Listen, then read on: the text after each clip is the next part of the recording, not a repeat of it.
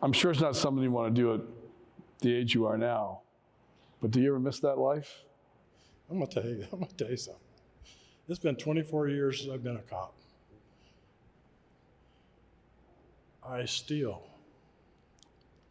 have dreams about that, vivid dreams that I am out doing a case, and it's always I'm all alone. I don't have any backup, and I'm in a really bad situation in my dream. And I've been in those situations. I've been on the ground when a guy came home. He wasn't supposed to come home, and I hit the dirt, and he turns his dogs loose.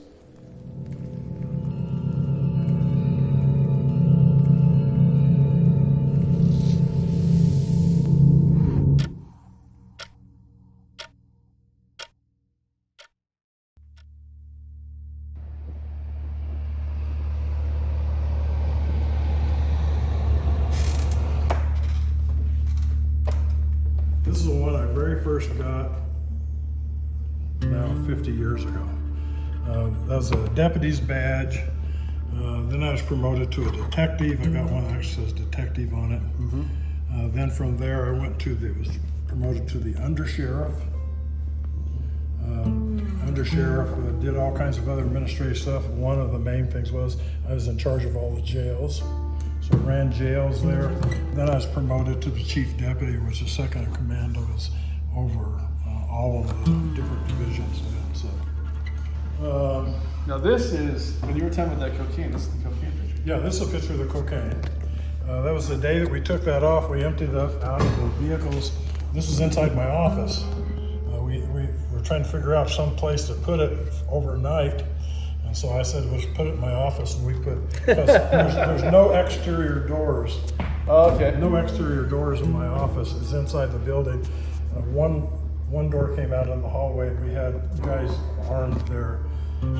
This was one of the planes that was hauling drugs one time. But we got that one, and we had it made available to us. And what's that? This is a load of marijuana. And that's you with the picture? That's me, Yeah. once again in my office. But wait a second, that is 2 tons at a street value of $4.5 million, which was back in the 80s. Yes, So how much is that now? probably twice that. So But I don't know, now that it's legal in Arizona, probably, I don't know. No, that's worth like $14. It's such a flood up. We had a lot of problems with the biker bars. During that period of time, there was, we called them drug wars. There was outlaw biker groups from the metropolitan areas, the large areas, were coming in here trying to establish the drug trade, that if any drugs are sold here, you sell our drugs. We don't care who's selling them, but you have to get them from us. And so a lot of that was going on, and to establish that superiority, they were very violent. And if somebody, I saw it, I've been there, they would take people in the bathroom, they'd just shoot them and kill them, and then they'd all take off on the motorcycles. So we had those situations here where we were actually out one night, arrested 14 or 15 bikers from down the Mesa area, east of here or west of here, and got them all in jail, put them in this jail right over here. And they'd killed 2 of the local biker guys, and it was all over who was going to sell the drugs. So that's happening here in this town. People dynamite and crazy stuff, shooting each other. And I'm sure it's not something you want to do at the age you are now, but do you ever miss that life? I'm gonna tell you something. It's been 24 years since I've been a cop. I still have dreams about that, vivid dreams that I am out doing a case, and it's always I'm all alone. I don't have any backup, and I'm in a really bad situation in my dream. And I've been in those situations. I've been on the ground when a guy came home. He wasn't supposed to come home, and I hit the dirt, and he turns his dogs loose. But at the same time, almost without fail, it's a small community. From my home, I hear the sirens going, and almost immediately. So I wonder what they're going to, I wonder what they got, you know. And I love that stuff.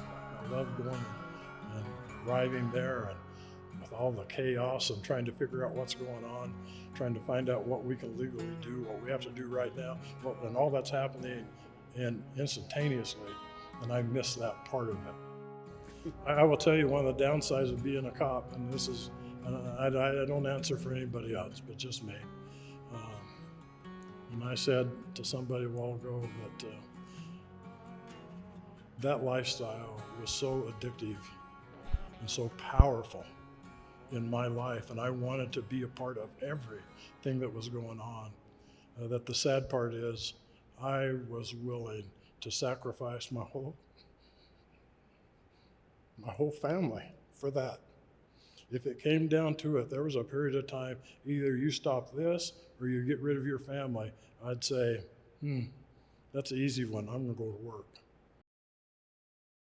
So Globe has this history of ghosts, paranormal activity, all the violence and history that was well before your time, but also during your time. Almost everybody in this town that I've run into has some story about a ghost, good, bad, cute, evil. It's like all over this place. How has that affected you being the priest here? You hear the stories. Congregation does believe, yes, a lot of them. And plus, we're right next door to the jail. Ironically enough, before I ever even attended this church, I was a cop over there and would hear the stories from old inmates that they would sit there and they enjoyed the music that came from this building on Sunday mornings. Within the sound of the organ music on Sunday mornings, Saturday mornings, they were hanging people out there. And so this was all in the same neighborhood.